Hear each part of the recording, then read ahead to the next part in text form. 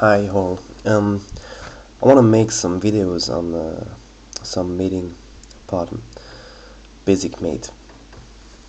So here it's white to play, and well, I think you spot the winning move. It's pretty easy. It's rook e8 checkmate. I want to show you that because it's really basic, and this is just the how to get into it. And if you take the next position, it's based on the same idea to checkmate the black king. So here it's whites to move. Try to find the winning move. Okay, the winning move here is to move the queen to d8. Queen takes d8 check. And here, if you can see that the black king has no square to go to, so there is really no other choice but to take the queen with the rook. Rook takes d8, and then rook e8 check. And the rook has to take the rook, there is no choice. So rook takes rook, and then rook takes rook, checkmate. That was the same pattern, but with more pieces involved, and sometime there will be more pieces, but still there could be this pattern here. So it's a good thing to learn how to see in the game. Oh, okay, here I could play this because there is this pattern here. And same question now, if you were black, if it's black to move and you're black, what would you play in this position? Well, you have to be aware that there is this queen takes d8, and you don't want to fall in that one. You know it. So what would you play? There is a winning move actually here for black, and it's pretty easy, still based on the same idea. It's queen take e4. Well, it stops the queen takes d8 check. I mean, if black would do that, he would just lose the queen, because the rook on e1 cannot take the queen. If the rook were to take on e4, there is now nothing to defend the back rank, and I just bring down my rook d8 to d1, and then it's checkmate.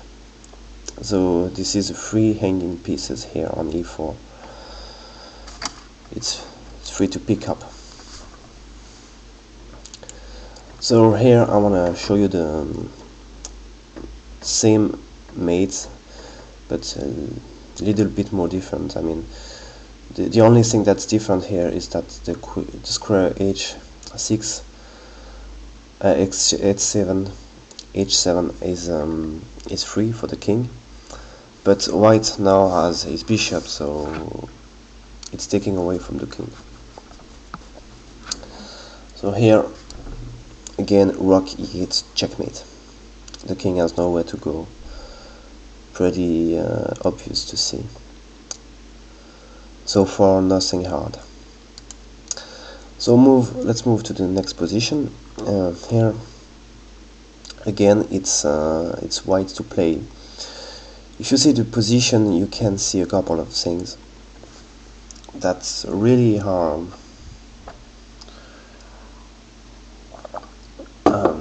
Are good to see. So you can see that black is up 2 pawn in this position. It's white to play, so black has just moved, I think, the queen to e5, trying to trade queens, because he's up 2 pawn and you want to exchange the material. But you can see also that all white pieces are deployed, and black pieces are black has 2 pieces that are doing nothing. And this bishop here, actually the bishop on c8 is really a problem for black, because the bishop has not moved, and this rook is not controlling a lot of squares here. It's blocked by his own piece. So this rook does nothing actually. The rook on a8, it's like there were no rook. So white is better here, and whites don't want to trade queens right away because well, it will give the time for black to deploy his bishop and win the game probably. So what white will do, can you spot it? We just saw it, it's pretty easy. Well, it's bishop to d3. Bishop to d3 does two things. It's taking away this h7 square for the king, and it attacks the queen. So the queen has to make a decision, and the queen cannot take on c3, because if the queen were to take on c3, well, pretty obvious it's checkmate. And here there's nothing that black can do after that. So the best move here for black really is just to exchange the queen for the rook, and after that white is just taking the queen, and he has a queen for a rook. So it's winning now for white, just because this bishop wasn't deployed. The back rank of black was weak. So although this is a nice way to see a mate pattern, but it also tells you try to deploy your pieces fast in the beginning of the game, and just because this bishop was not deployed, white was able to exploit this weak back rank, and this rook on a8 was doing nothing. So okay, let's move to the next position. It's still another mating pattern here. The pawn here on f7, sorry, is missing, but because white has double rook, it can also play rook f8 checkmate.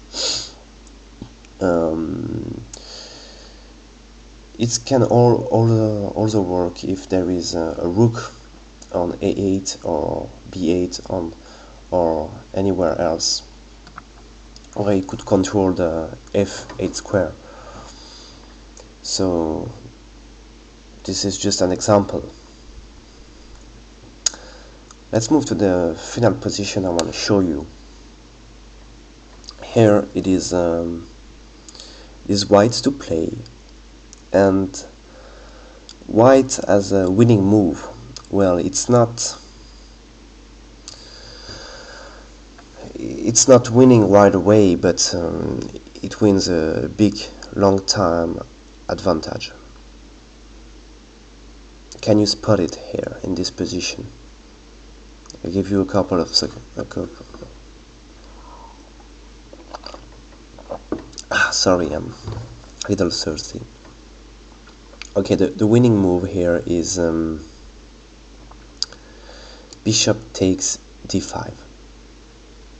The bishop here, the point is that the bishop here cannot be taken neither by the queen on a2 or by e takes d5, because now this f file is open, and if black were to take with the pawn, for example, there is queen takes f7 check.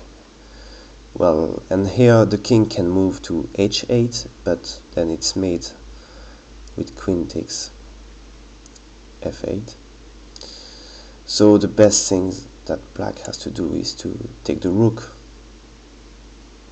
but then rook c8 check. Black has no choice but to bring the rook to f8, and then it's checkmate. Rook takes f8. So taking with the pawn is not a good option, and actually taking with the queen, well, it goes exactly in the same line. After rook c8 check, rook f8, rook takes f8, checkmate. So in this position, white is just winning a piece. Black cannot take this bishop back, and well, if white play correctly, he should be able to win the game. So that was it. Thanks for watching. Hope to see you soon.